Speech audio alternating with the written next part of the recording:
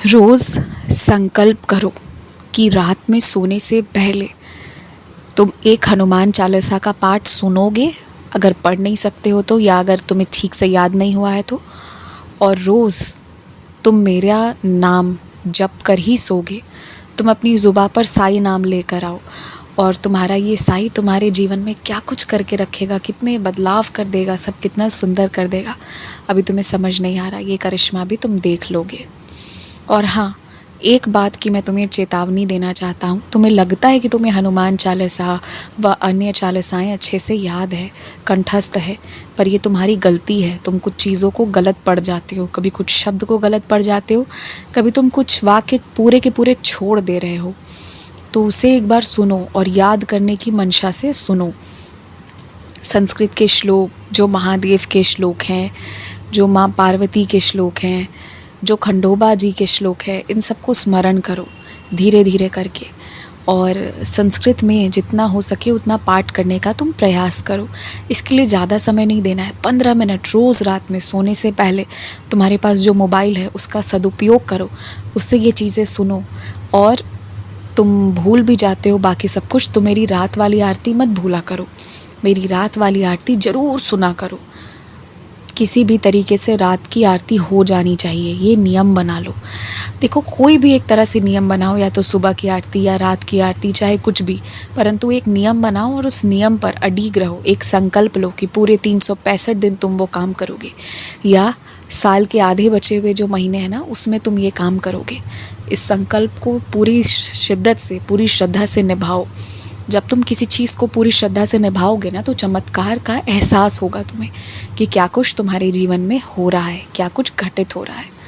तुम्हारे रास्ते अभी कई सारी खुशखबरी हैं, कई सारी खुशखबरी। कुछ खुशियाँ तो तुम्हें शिरडी से भी मिलने वाली हैं।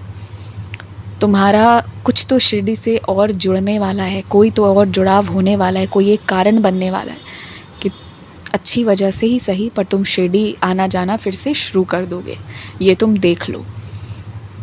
जो तुम अकेले थे और जिसने तुम्हारी सहायता की, वो मैं ही था। मन में कोई संशय मत रखो, वो मैं ही था। एक इंसान के रूप में भी मैं आता हूँ और कभी साक्षात में प्रकट हो जाता हूँ।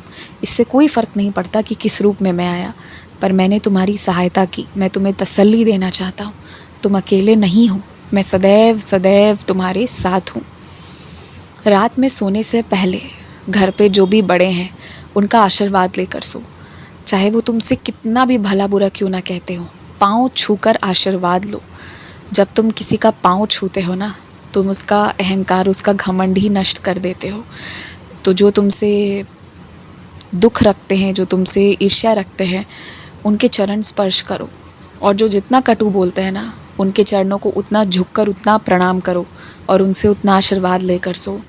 जब चरण स्पर्श करोगे ना, एकदम स्पर्श करके चरण, हाँ, तो उनका अहंकार नष्ट होगा और ना चाहते हुए भी वो तुम्हें आशीर्वाद देंगे। और अच्छी नीयत रखोगे तुम, जितना अच्छा सोचोगे सबके लिए, लोगों की प्रवृत्ति उतनी बदलेगी। इसलिए धैर्य रखो, घबराओ मत।